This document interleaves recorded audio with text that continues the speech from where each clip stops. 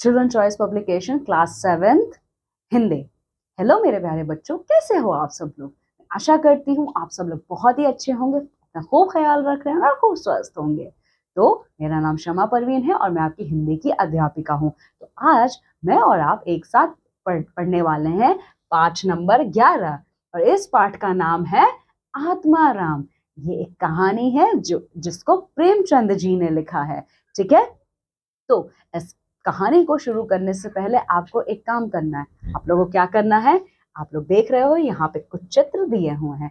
इन चित्रों को आपको अच्छे से देखना है। उसके पश्चात आपको क्या करना है, ये जो 6 प्रश्न आपके समक्ष दिए हुए हैं इनका उत्तर आपको देना है, जो कि इन चित्रों पर ही हैं। ठीक है, तो ये कार्य आपको करना है। चलो आ जाओ, कहानी शुरू करते हैं। तो इस कहानी का जो तात्पर्य है, ठीक है, चलो वो देख लेते हैं क्या है। दुष्प्रवृत्तियां हमारे मार्ग के कांटे कंकड़ आदि हैं। राह के कांटे कंकड़ कंकड़ देख कर चलना और उनसे बचते हुए पैर रखना ही उचित है। हमारा जो ये मनुष्यों का जीवन है, हम मनुष्यों का जीवन हमेशा ही कठिनाइयों से भरा रहा है। ठीक है, कि बिना कठिनाई का जीवन जीना मतलब आपने जीवन जिया ही नहीं है। ठीक है, तो ये देखो जो दुष्प्रवृत्तियां हैं, हाँ, अभी मैंने बोला कठिनाई। ये कठिनाई हमें क्यों आती है हमारे जीवन में, क्योंकि हमारी कुछ दुष्प्रवृत्तियां होती हैं, उन्हीं के प्रभाव से हमारे जीवन में आती हैं। ठीक है, जब भी आप अपने जीवन को जीते हो, हमेशा आपके राह में कोई ना कोई रुकावट आती ही है। ठीक है, इसीलिए आपको उन रुकावटों से बचकर ही चलना चाहिए। आपके बस में जितना है उतना तो कर ही सकते हो आप। इसे ही सतर्कता और समझदारी कहा जाएगा। ठीक है, तो जितना आपके वश में है आप उतना कीजिए। तो जब आप ऐसा करते रहोगे तो यही कहा जाता है, एक बुद्धिमान मनुष्य का यही लक्षण होता है। हर मार्ग पर रोड़े हैं, कांटे कंकड़ हैं, यदि उनसे ना बचा गया तो पैरों को ठोकरों से, वो चुभन से न बचाया जा सकेगा। बस विवेक जागृत कर चलते रहिए। देखिए, आप अपने विवेक को जागृत कीजिए, आप अपने बुद्धि को जगाइए। ठीक है, और उसका इस्तेमाल करके आप जितना हो सकते हैं अपने मनुष्य जीवन की परेशानियों से बचने का कोशिश करिए। ठीक है, बाकी तो जो ऊपर वाले की मर्जी। ठीक है, तो देखो, वेदी ग्राम में महादेव सुनार एक सुविख्यात आदमी था। ठीक है, एक गांव है, उस गांव का नाम है वेदी। ठीक है, तो वेदी ग्राम में एक बहुत ही ज्यादा विख्यात, ठीक है, वेदी ग्राम में एक बहुत ही ज्यादा विख्यात सुनार था और उस सुनार का नाम था महादेव। ठीक है, वो अपने साइबान में प्रातः से संध्या तक अंगीठी के सामने बैठा हुआ खट खट किया करता था। ठीक है, तो वो अपने साइबान, साइबान मतलब गांव में जो छोटा सा जगह होता है, वहां पे छप्पर वगैरह डाल दिया जाता है। ठीक है, वो कमजोर होता है। ठीक है, तो छप्पर डाल के वहां पे नीचे लोग खटिया वगैरह बिछा के बैठते हैं। ठीक है, तो वेदी ग्राम में एक बहुत ही सुविख्यात, बहुत ही प्रसिद्ध एक सुनार था जिसका नाम महादेव था। ठीक है, तो वो अपने साइबान में सुबह से लेकर शाम तक अंगीठी मतलब आग जला के, ठीक है, आग जला के वो बैठा रहता था और दिन भर वो खटर खटर की आवाज करता रहता था। यह ध्वनि सुनने के लोग इतने अभ्यस्त हो गए थे कि जब किसी कारण से बंद हो जाती तो जान पड़ता था कोई चीज गायब हो गई है। ठीक है, तो जो गांव के लोग थे, जो वेदी ग्राम के लोग थे, वो लोग इतने अभ्यस्त हो गए थे उस खट खट की आवाज को सुनने में कि कभी अगर ये आवाज बंद हो जाती थी ना तो ऐसा लगता था उनकी कोई चीज खो गई है। ठीक है, वो नित्य एक एक बार प्रातः काल अपने तोते का पिंजड़ा लिए कोई भजन गाता हुआ तालाब की ओर जाता था। उस धुंधले प्रकाश में उसका जर्जर शरीर, पोपला मुंह, झुकी हुई काया देखकर किसी अपरिचित मनुष्य को उसके पिशाच होने का भय हो सकता था। ठीक है, तो जो ये महादेव था ये क्या करता था, ये प्रत्येक सुबह होते ही अपने तोते को, ये देख सकते हो यहाँ पे चित्र है और ये महादेव है और यहाँ पे ये देखो इसका तोता है जो कि पिंजड़े में बंद है। ठीक है, तो ये रोज सुबह प्रातः काल होते ही अपने तोते के पिंजड़े को लेकर क्या करता था, वो तालाब की ओर चला जाता था। पर जब भी वो जाता था वो हमेशा एक भजन गाता हुआ जाता था।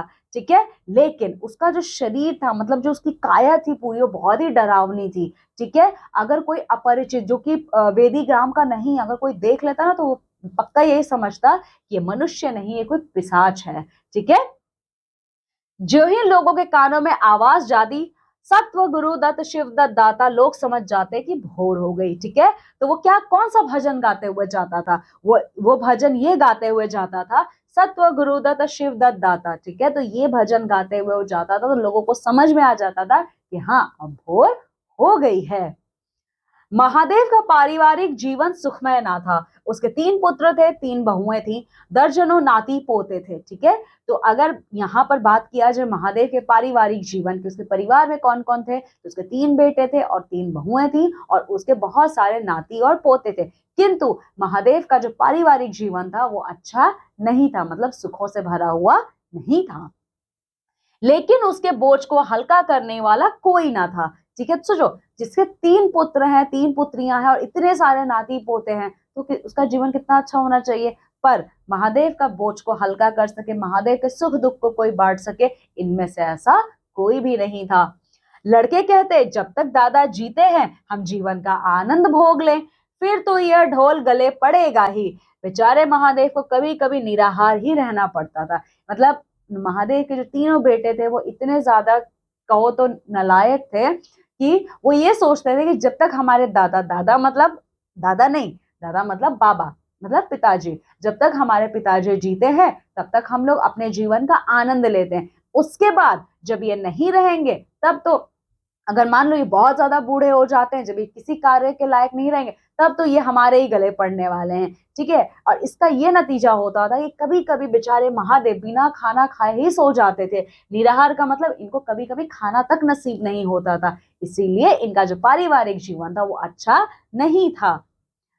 एक दिन संयोगवश किसी लड़के ने पिंजरे का द्वार खोल दिया, तोता उड़ गया। महादेव ने सिर उठाकर जो पिंजरे की ओर देखा तो उसका कलेजा सन्न से हो गया। अब देखो, एक दिन जब ये अपने दुकान पे काम कर रहे थे, तो उस वक्त किसी बच्चे ने, गांव के, शरारतवश इसके तोते का, मतलब महादेव के तोते का पिंजरा खोल दिया, और जैसे ही पिंजरा खुला तोता उड़ गया, ठीक है। तो जब महादेव ने देखा तो उनका कलेजा सन्न रह गया, ठीक है। तोता कहाँ गया, उसने फिर पिंजरे को देखा, तोता गायब था। और क्यों कलेजा सन्न से रह गया, क्योंकि तोता उड़ चुका था, ठीक है। तो महादेव एकदम सन्न रह जाते कि मेरा तोता आखिर कहाँ चला गया। महादेव घबरा कर उठा और इधर उधर खपरेलों पर निगाह दौड़ाने लगा। उसे संसार में कोई वस्तु अगर प्यारी थी तो यही तोता। महादेव घबरा कर उठा और इधर उधर देखने लगे, अपने तोते को वो खोजने लगे। और इस पूरे संसार में महादेव को अगर कोई चीज प्यारी थी तो उनका तोता था। लड़के बोले, लड़के बालों नाती पोतों से उसका जी भर गया था। अच्छा, महादेव एक मनुष्य थे, उन्हें तोते जो कि एक पक्षी है, उनसे इतना प्यार क्यों था? क्योंकि आपने अभी देखा है मेरे प्यारे बच्चों की महादेव का जो पारिवारिक जीवन था वो अच्छा नहीं था, ठीक है। तो इसीलिए अपने बहुओं से, अपने पोते पोतियों से, अपने बेटों से उनका मन भर चुका था। इसीलिए वो सारे संबंधों को उस तोते में खोजते थे, वो तोते को ही अपना बेटा समान समझते थे। लड़कों की चुलबुल से उनके काम में विघ्न पड़ता था। बेटों से उसे प्रेम ना था, इसलिए नहीं कि वो निकम्मे थे, बल्कि इसलिए कि उनके कारण वो अपने आनंदमयी कुल्हाड़ों की नियमित संख्या से वंचित रह जाता था। कुल्हाड़ों की नियमित संख्या से वंचित रह जाता था। देखो, महादेव को अपने बेटों से प्यार नहीं था, इसका कारण ये नहीं कि वो निकम्मे थे, वो उनका ध्यान नहीं रखते थे, बल्कि वो इसलिए उनसे नाराज थे कि उनके कुल्हाड़ों की नियमित संख्या से वंचित रह जाता था। देखो, वो तो खुद इनका ख्याल नहीं रखते, दूसरा वो इनके काम में भी विघ्न डालते रहते थे, मतलब मुसीबत खड़ी करते रहते थे। पड़ोसियों से उसे चिढ़ती इसलिए कि वो अंगीठी से आग निकाल ले जाते थे, ठीक है। तो जैसे उन्हें अपने परिवार से उनका मोह भंग हो चुका था, उसी प्रकार महादेव को अपने पड़ोसियों से भी चिढ़ती। और अपने पड़ोसियों से क्यों चिढ़ती? क्योंकि आपने अभी पढ़ा था, वो महादेव क्या करते थे, अंगीठी जलाकर बैठते थे, ठीक है। तो उनके पड़ोसी क्या करते थे, उस अंगीठी से भी आग निकाल के ले जाते थे। इन समस्त विघ्न बाधाओं से उनके लिए कोई पनाह थी तो यही तोता था, ठीक है। तो इतने सारे आपने अभी देखा, उनका पारिवारिक जीवन अच्छा नहीं था, पड़ोसी अच्छे नहीं थे, तो इसीलिए महादेव का इनसे मोह भंग हो चुका था। तो वो सबसे ज्यादा इस पूरे संसार में अगर किसी से प्रेम करते थे तो वो यही तोता था, इसीलिए महादेव इतना परेशान हो उठे। इससे उसे किसी प्रकार का कष्ट ना था। वह अब उस अवस्था में था जब मनुष्य को शांति भोग के सिवा और कोई इच्छा नहीं रहती, ठीक है। तो इसीलिए तोते से उन्हें इतना प्यार था, और वो अब इस अवस्था में मतलब अपने बूढ़े हो चुके थे वो, कि इस अवस्था में उनको सिर्फ अपने जीवन में शांति चाहिए थी, शांति के अलावा किसी चीज की उनको आशा नहीं थी। तोता एक खपरेल पर बैठा था। खपरेल मतलब जानते हो गांव में क्या होता है, जो मिट्टी के घर होते हैं, ठीक है, तो ऊपर जो उनका छत होता है ना उसको खपरेल बोला जाता है, ठीक है। तो तोता क्या था, उसी एक खपरेल पे बैठा हुआ था। महादेव ने पिंजड़ा उतार लिया और उसे देखकर कहने लगा, आ आ सतगुरुदत्त शिवदाता, ठीक है। तो जैसे ही महादेव ने देखा कि मेरा तोता वहां पर बैठा हुआ है, तो उन्होंने क्या किया, तोते का जो पिंजड़ा था उसे खोल दिया और अपना भजन, वो कौन सा भजन गाते थे, सतगुरुदत्त शिवदाता, ये भजन उन्होंने गाना शुरू किया। और वो भजन क्यों गा रहे थे, क्योंकि इसके जरिए वो तोते को बुला रहे थे।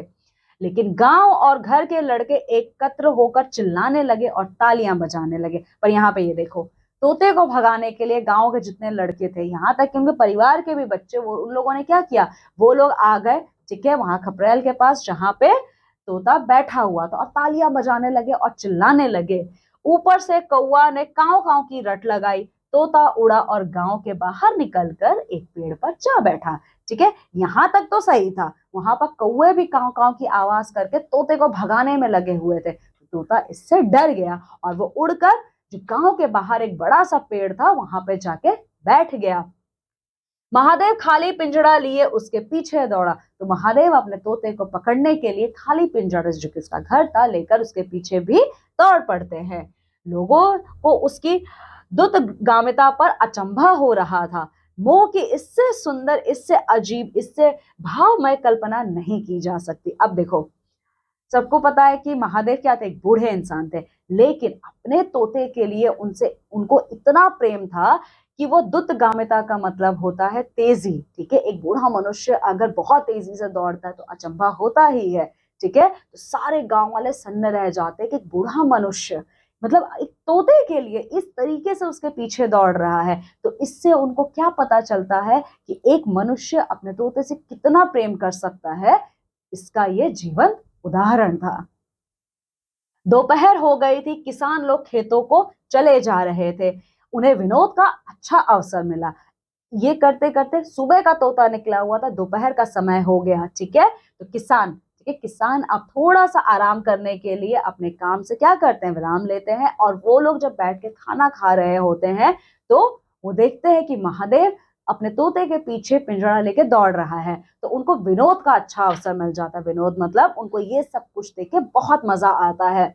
महादेव को चिढ़ाने में सभी को मजा आता था। सारे गांव के लोग क्या करते थे, महादेव को चिढ़ाते रहते थे। किसी ने कंकड़ फेंके, किसी ने तालियां बजाई। तोता फिर उड़ा और वहां से दूर आम के बाग में एक पेड़ की फुनगी पर जा बैठा, ठीक है। अब सारे गांव के लोग क्या करते थे, महादेव को तो चिढ़ाते रहते थे, तो उन लोगों ने तोते को फिर से भगाने के लिए क्या किया, कंकड़ फेंक के तोते को मारना शुरू किया। तोता इससे डर गया और तोता ने क्या किया, एक आम की फुनगी, फुनगी मतलब एक छोटी सी जो डाली थी उस पे जाके वो फिर से बैठ जाता है। महादेव फिर खाली पिंजड़ा लिए मेंढक की भांति उचकता चला, ठीक है। तो महादेव क्या कर रहा था, जैसे मेंढक एक जगह से दूसरी जगह उचक उचक के उछलता है, उसी प्रकार महादेव भी खाली पिंजड़ा लिए हुए अपने तोते के पीछे पीछे भाग रहे थे। बाग में पहुंचा तो पैर के तालुओं से आग निकल रही थी, सिर चक्कर खा रहा था। जब जरा सावधान हुआ तो फिर पिंजड़ा उठाकर कहने लगा, सतगुरुदत्त शिवदाता। अब लगातार निरंतर दौड़ने की वजह से बूढ़ा महादेव था, ठीक है। महादेव क्या था, बूढ़ा था, उसके पैर के तलवे मतलब जो उसके पैर था उसमें ऐसा लग रहा था जलन हो रही है, वो इतना ज्यादा थक गया था। वो थोड़ी देर रुकता है, थोड़ा सा विश्राम करता है, फिर से अपने तोते के लिए वो भागने लगता है और फिर से वो भजन गाता है, सतगुरुदत्त शिवदाता, अपने तोते को बुलाने के लिए। तोता फुनगी से उतरकर नीचे की एक डाल पर आ बैठा, किंतु महादेव की ओर सशंक नेत्रों से ताक रहा था, ठीक है। तो तोता क्या करता है, उस आम की छोटी सी डाली से उतर आता है और नीचे आके बैठ जाता है, ठीक है। और महादेव की तरफ सशंक नेत्रों, सशंक का मतलब है शंका, ठीक है, और अपने मालिक महादेव की तरफ वो शंका भरी नजरों से देखता रहता है। महादेव ने समझा डर रहा है। तो महादेव को ऐसा लगता है कि मेरा जो तोता है वो मुझसे डर रहा है। वो पिंजड़े को छोड़कर आप एक दूसरे पेड़ की आड़ में छिप गया। तोते ने चारों ओर गौर से देखा, निशंक हो गया, उतरा और आकर पिंजड़े के ऊपर बैठ गया। अब देखो, महादेव को जब लगा कि मेरा तोता मुझसे डर रहा है, तो महादेव ने एक युक्ति लगाई। महादेव ने पिंजड़ा वहीं पर रख दिया और एक पेड़ के पीछे जाके छुप गया। जब तोते को ये पूरा एक विश्वास हो गया कि महादेव अब वहां पे नहीं है, तो वो धीरे से डाली पर से उतरता है और पिंजड़े के ऊपर जाके बैठ जाता है। महादेव का हृदय उछलने लगा। सत गुरुदत्त शिवदाता का मंत्र जपता हुआ धीरे धीरे तोते के सामने आया और लपका कि तोते को पकड़ ले, किंतु तोता हाथ ना आया, फिर पेड़ पर जा बैठा। और जब महादेव ने देखा कि मेरा तोता पिंजड़े के ऊपर बैठ गया है, ठीक है, तब महादेव को लगा कि अब तो मैं अपने तोते को पकड़ ही लूंगा। वो फिर से सत गुरुदत्त शिवदाता मंत्र का जाप करते हुए तोते की तरफ बढ़ने लगते हैं, पर तोता फुर्तीला था, वो फिर से उड़ जाता है, उड़ के वापस उसी डाली पे बैठ जाता है जिस पर वो बैठा हुआ था। आधी रात गुजर गई, सहसा वह कोई आहट पाकर चौंका। इसी प्रकार सुबह से दोपहर हो गई, दोपहर से अब रात हो गई, ठीक है। तो महादेव जहां बैठा हुआ था, उसको ऐसा महसूस होता है किसी की आहट हुई है, मतलब कोई आ रहा है। देखा एक दूसरे वृक्ष के नीचे एक धुंधला दीपक जल रहा है और कई आदमी बैठे हुए आपस में कुछ बातें कर रहे हैं। तो महादेव ने जब देखा, महादेव को जब महसूस हुआ कि कुछ आहट हो रही है, तो वो बाहर निकलता है और वो ये देख रहा है कि एक धुंधला दीपक जल रहा है और कई आदमी उसके आसपास बैठे हुए हैं। वो सब चीलम पी रहे थे। तंबाकू की महक से उसे अधीर, तंबाकू की महक ने उसे अधीर कर दिया। तो वो सारे लोग क्या कर रहे थे, वो सारे लोग बैठ के चीलम पी रहे थे, ठीक है। और चीलम क्या होता है, तंबाकू से बना हुआ एक पदार्थ होता है जिसको गांव के लोग पीते हैं, ठीक है। तो जो तंबाकू की मदद थी, वो तंबाकू की जो महक थी, उससे महादेव बहुत ही ज्यादा परेशान हो जाता है। उच्च स्वर से बोला, सत गुरुदत्त शिवदाता, और उन आदमियों की ओर चीलम पीने चला गया, ठीक है। किंतु बंदूक की आवाज सुनकर हिरन भाग जाते हैं। उसी प्रकार उसे आते देख सब के सब उठकर भागे, कोई इधर गया, कोई उधर गया। अब देखो क्या होता है, जो महादेव था इसको भी चीलम पीने की आदत थी, ठीक है। तो जैसे ही तंबाकू की महक आती है इसके नाक में, जैसे ही ये सूंघता है, ये वापस उन आदमियों के पास चला जाता है चीलम पीने के लिए। जिस प्रकार से बंदूक की आवाज, जैसे जैसे शिकारी के बंदूक की आवाज सुन के हिरन तुरंत भाग जाता है, उसी प्रकार उन सभी मनुष्यों को लगता है कि हमें किसी ने पकड़ लिया है या कोई हमें पकड़ने के लिए आ रहा है। इसीलिए महादेव के आते ही सहसा सब भागने लगते हैं। कोई इस दिशा में भागता है तो कोई उधर भागता है। महादेव दीपक के पास गया तो उसे एक कलसा रखा हुआ मिला जो मोर्चे से काला हो रहा था, ठीक है। तो महादेव जैसे उस दीपक के पास पहुंचता है, क्योंकि सारे वहां पे जितने आदमी बैठे हुए थे वो तो सब भाग गए, ठीक है। तो महादेव वहां देखते हैं वहां पे कलसा रखा होता है। कलसा मतलब एक इतना बड़ा सा, देखो ये जो मटका होता है इसको गांव में लोग कलसा बोलते हैं, ठीक है। तो ये कलसा, और ये लोहे का था, ठीक है। तो ये कलसा क्या है, उसको एक मिलता है कलसा रखा हुआ है जो जंग लगने की वजह से धीरे धीरे काला पड़ता जा रहा था। महादेव का हृदय उछलने लगा। इस कलसे को देख के महादेव बहुत खुश हो गया।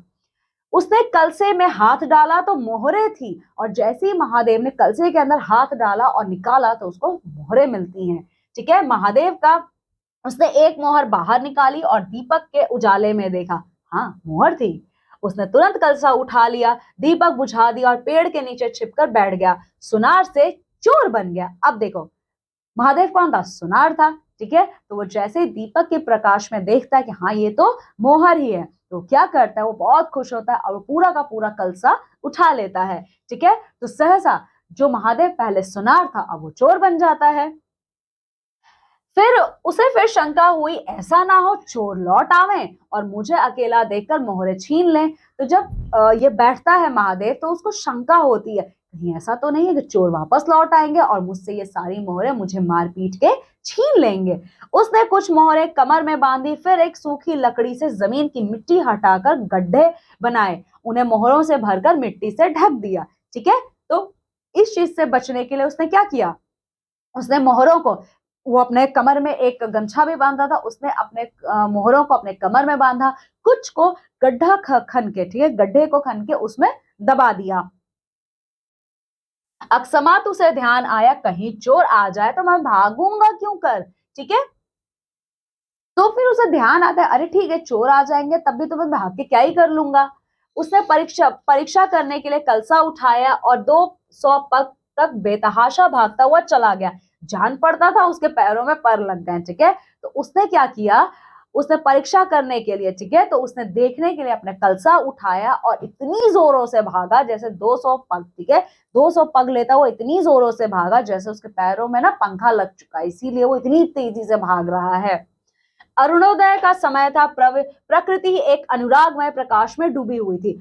अरुणोदय का मतलब क्या है, सुबह का वक्त, ठीक है, जब सूरज निकलता है, ठीक है, और चारों तरफ बहुत ही अच्छा सा क्या था, प्रकाश फैला हुआ था।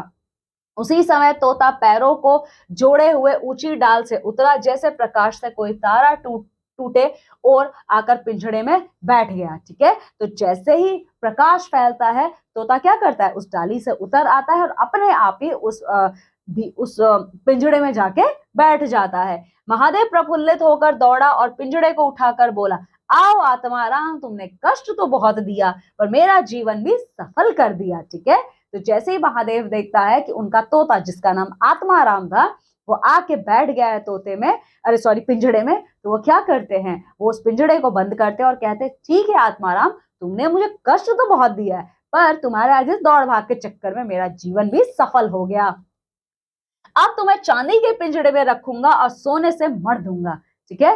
तो ये महादेव कहता है कि अब तुम अब इस फालतू से पिंजड़े में तुम नहीं रहोगे, इस लोहे के पिंजड़े में, अब मैं तुमको चांदी के पिंजड़े में रखूंगा, तुम्हें सर से लेकर पांव तक सोने में ही गढ़ दूंगा। उसके रोम रोम से परमात्मा के गुणानुवाद की ध्वनि निकलने लगी, ठीक है। देखो, जो महादेव था उसके रोम रोम से, मतलब उसका जो रोम रोम था, एक एक उसका रोम रोम ऊपर वाले का शुक्रिया अदा कर रहा था। प्रभु तुम कितने दयावान हो, ये तुम्हारा असीम वात्सल्य है, नहीं तो मुझ जैसे पापी पतित प्राणी कब इस कृपा के योग्य था। इन पवित्र भावों से उसकी आत्मा विह्वल हो गई, ठीक है। उसका रोम रोम परमात्मा का शुक्रिया अदा कर रहा था कि आपने मुझ जैसे पापी मनुष्य का भी जीवन सफल कर दिया, ठीक है। वो अनुरक्त होकर कह उठा, इसीलिए वो खुशी में कह उठता है, सत गुरुदत्त शिवदत्त दाता राम के चरण में चित लागा, ठीक है। तो ये भजन वो गाने लगता है।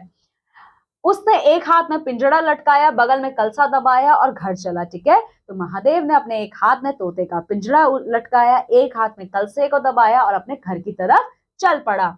महादेव घर पहुंचा तो अभी कुछ अंधेरा था। रास्ते में कुत्ते के सिवा और किसी से भेंट ना हुई और कुत्तों को मोहरों से विशेष प्रेम नहीं होता। उसने कलसे को एक नांद में छिपा दिया और उसे कोयले से अच्छी तरह ढककर अपनी कोठरी में रख आया। तो महादेव जब अपने घर पहुंचता है तब तक अंधेरा ही रहता है।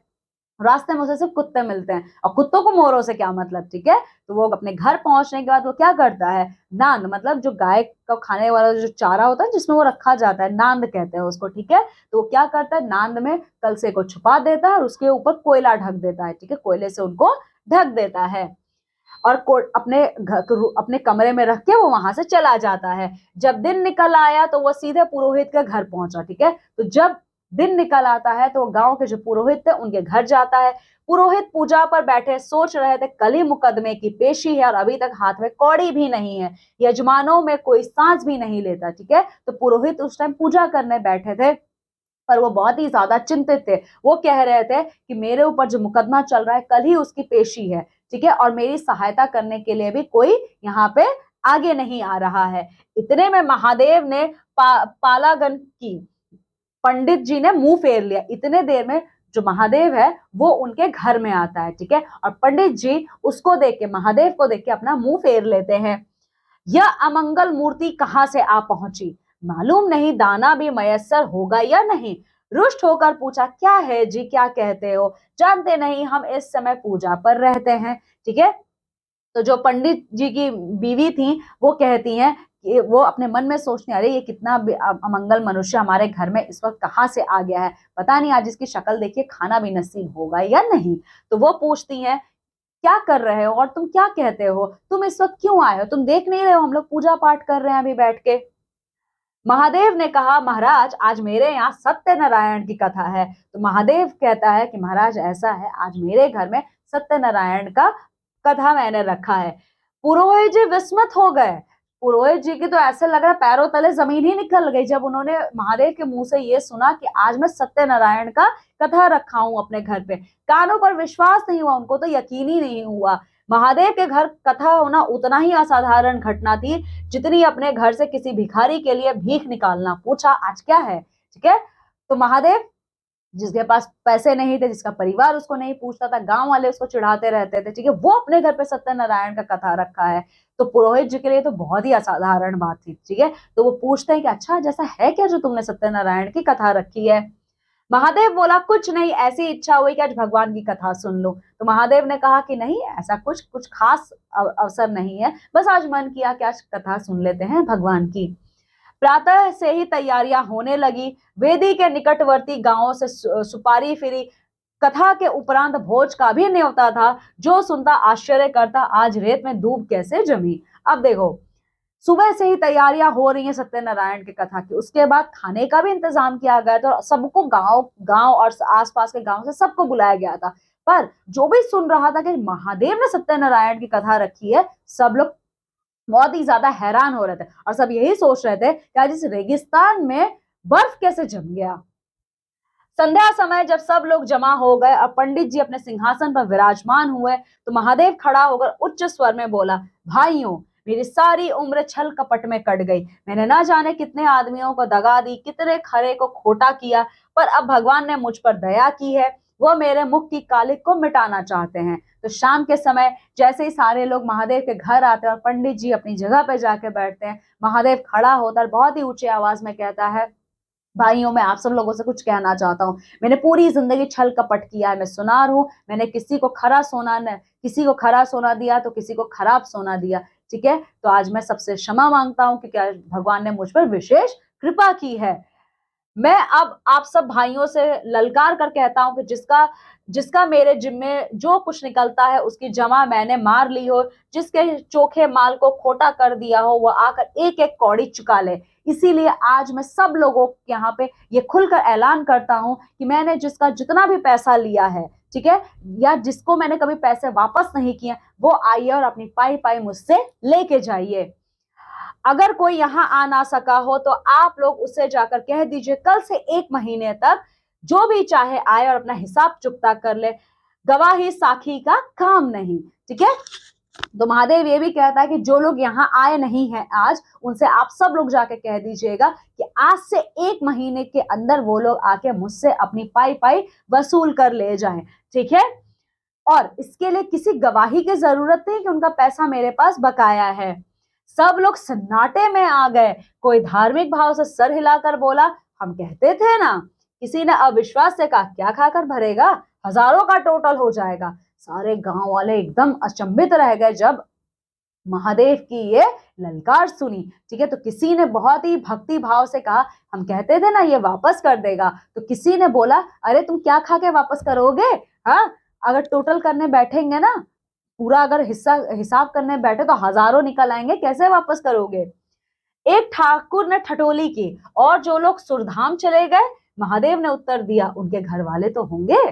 तो एक ठाकुर जी ने, मतलब एक ठाकुर सज्जन ने हंसी मजाक करते हुए बोला कि अच्छा महादेव ये बताओ, जो लोग मर चुके हैं, जो लोग परलोक सिधार गए, उनका पैसा कैसे वापस करोगे। तो महादेव ने कहा, वो स्वर्ग सिधार गए, उनके घर वाले तो हैं। किंतु इस समय लोगों को वसूली की उतनी इच्छा ना थी जितना यह जानने की कि इससे इतना धन मिल कहां से गया। किसी ने महादेव के पास आने का साहस नहीं हुआ। लेकिन देखो, इस वक्त कोई अपना पैसा महादेव से लेना नहीं चाहता था, क्योंकि सबको इस वक्त इस बात को जानने की ज्यादा शीघ्रता मची हुई थी कि इसके पास इतना पैसा आ कहां से गया। देहात के आदमी थे, गड़े मुर्दे उखाड़ना क्या जाने। ये लोग देहात के आदमी थे, ठीक है, तो गड़े मुर्दे इनको उखाड़ना नहीं आता था। गड़े मुर्दे मतलब जो बातें खत्म हो चुकी है उनको फिर से खोलना। फिर फिर प्राय लोगों को याद भी ना था कि उन्हें महादेव से क्या पाना है, और ऐसे पवित्र अवसर पर भूल चूक हो जाने का भय उनके मुंह बंद किए हुए था। सबसे बड़ी बात यह थी कि महादेव की साधुता ने उन्हें वशीभूत कर लिया, ठीक है। तो जैसे ही सुबह हुआ, सारे लोग भूल भी गए कि उन्हें महादेव से अपना हिसाब चुकता करना है, और जिन्हें याद भी था वो तब भी नहीं चाहते थे महादेव से अपना पाई पाई वसूलना। क्यों? क्योंकि महादेव ने इतने भक्ति भाव से ये ऐलान किया था, ठीक है। अचानक पुरोहित जी बोले, तुम्हें याद है मैंने कंठा बनाने के लिए सोना दिया था, तुमने कई माशे तौल में उड़ा दिए। तब पुरोहित जी कहते हैं कि महादेव तुम्हें याद है मैंने एक कंठा बनाने के लिए तुम्हें सोना दिया था। महादेव, हाँ याद है। आपका कितना नुकसान हुआ होगा? पुरोहित, 50 रुपए से कम ना होगा। तो महादेव ने कहा कि हाँ, हाँ पुरोहित जी मुझे याद है, आप मुझे ये बताइए आपको कितना नुकसान हुआ है? तो पुरोहित ने कहा 50 रुपए से कम नहीं नुकसान हुआ होगा मेरा। महादेव ने कमर से 2 मोहरें निकाली और पुरोहित जी के सामने रख दी। तो महादेव ने अपने कमर से 2 मोहरें निकाली और पुरोहित जी के सामने रख दिया। पुरोहित जी की लुलुपता पर टिकाए होने लगी। यह बेईमानी है, बहुत हो तो 2-4 रुपए का नुकसान हुआ होगा, बेचारे से 50 रुपए ऐंठ लिए। नारायण का भी डर नहीं, बनने को पंडित पर नीयत ऐसी खराब, राम राम राम। ठीक है, अब देखो, पुरोहित की लोलुपता पर टिकाए होने लगी। ठीक है, देखो यहाँ पे महादेव को तो पता था कि पंडित जी झूठ बोल रहे हैं, और पंडित जी का जो नुकसान है वो 2-4 रुपए से ज्यादा तो हुआ नहीं होगा, पर इन्होंने मेरे से 50 रुपए ले लिए। इनको तो नारायण का भी डर नहीं है। ठीक है, मतलब इनकी नीयत ही खराब है। राम राम राम, पंडित कहने के लिए हैं लेकिन नीयत इतनी खराब है इनकी। लोगों को महादेव पर एक श्रद्धा सी हो गई। ठीक है, जब महादेव ने लोगों का पाई पाई चुकाना शुरू किया तो जो जितने भी लोग थे उस गांव के, ठीक है, वेदी गांव के, सबको महादेव पे श्रद्धा होने लगी, मतलब यकीन होने लगा। 1 घंटा बीत गया पर उन सहस्त्रों मनुष्यों में से एक भी खड़ा ना हुआ। तब महादेव ने फिर कहा, मालूम होता है आप लोग अपना अपना हिसाब भूल गए हैं, इसलिए आज कथा होने दीजिए। ठीक है, देखो सारे लोग तो बैठे हुए थे और सबके सामने पुरोहित जी ने बोला मेरा तो 50 रुपए का नुकसान हुआ है। तो जब महादेव ने दे दिया 2-4 रुपए के नुकसान की जगह 50 रुपए, तो महादेव के साथ सारे लोगों ने कहा कि कहने के लिए पंडित बनते पर नीयत इनकी इतनी खराब है। ठीक है, लेकिन कोई और तो आगे आया ही नहीं अपना पैसा वसूलने के लिए। ठीक है, तब महादेव ने कहा कि लगता है आप सब लोग अपना हिसाब भूल गए हैं, कोई बात नहीं है, आज कथा हो लेने दीजिए, बाद में हम देखेंगे। मैं 1 महीने तक आपकी राह देखूंगा, इसके पीछे तीर्थ यात्रा करने चला जाऊंगा। आप सब भाइयों से मेरी विनती है कि आप मेरा उद्धार करें। ठीक है, तो महादेव कहता है आज कथा हो लेने दीजिए, आज आप लोग कथा सुनिए, खाना खाइए और अपने घर खुशी खुशी जाइए। आज से 1 महीना के अंदर आप लोग आइएगा और अपना जो भी पैसा बनता है मुझसे लेके जाइएगा। 1 महीने के पश्चात मैं तीर्थ यात्रा करने चला जाऊंगा और आप लोग मेरा मुझ पर कृपा करें, अपने पैसे ले जाएं। 1 महीने तक महादेव लेनदारों की राह देखता रहा। पूरे 1 महीने तक महादेव राह देखता रहा कि कोई तो आए पैसे ले रहे अपने। रात को चोरों के भय से नींद ना आती और उसके पास इतने मोहरे थी, इसीलिए वो रात को सो भी नहीं पाता था, कहीं चोर ना लूट ले। अब कोई काम ना करता, शराब का चस्का भी छूटा। साधु अभ्यागत जो द्वार पर आते उनका यथा योग्य सत्कार करता। ठीक है, तो अब क्या था, अब महादेव क्या करता? महादेव कोई काम नहीं करता। महादेव पहले जो चीलम पीता था, शराब पीता था, उसने वो सारी भी आदतें छोड़ दी। महादेव के आंगन में जो भी साधु संत आते वो उनका उचित सत्कार करता। दूर दूर तक उसका सुयश फैल गया और उसके इन सारे चीजों की वजह से, उनके इन सारे व्यवहार की वजह से महादेव की जो यश कीर्ति थी बहुत दूर दूर तक फैल गई।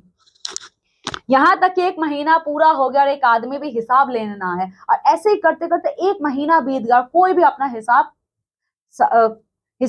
करने वहां पे नहीं आया महादेव के पास। अब महादेव को ज्ञान हुआ कि संसार में कितना धर्म, कितना सद्व्यवहार है, और जब 1 महीने तक अपना पैसा लेने कोई नहीं आया, तब महादेव को ज्ञान हुआ कि सच में आज भी इस कलयुग में भी इस संसार में इतना धर्म है, लोगों के मन में इतना प्यार है।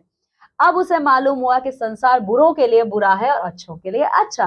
तब महादेव को पता चलता है और ये सच्ची ज्ञान की प्राप्ति उसको होती है कि संसार उसी के लिए बुरा है जो बुरे हैं, ठीक है, और संसार उसके लिए अच्छा है जो अच्छे मनुष्य हैं। ठीक है, तो इस कहानी में इतना, ये कहानी लिखा है प्रेमचंद जी ने। चलो आ जाओ शब्दार्थ देख लेते क्या है। सुविख्यात मतलब लोगों में भली प्रकार जान पहचान वाला।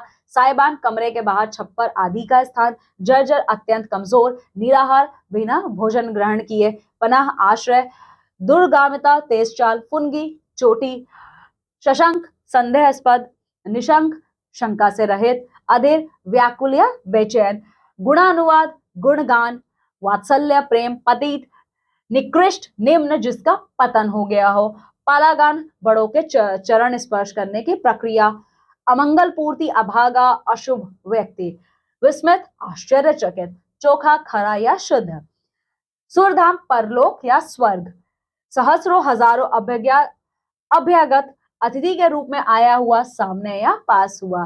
ठीक है, तो इतना ही आज इस कहानी में। मैं आशा करती हूँ मेरे प्यारे बच्चों आपको ये कहानी बहुत अच्छे से समझ में आई होगी और इस कहानी से हमें एक बहुत अच्छी जीवन की शिक्षा भी मिलती है।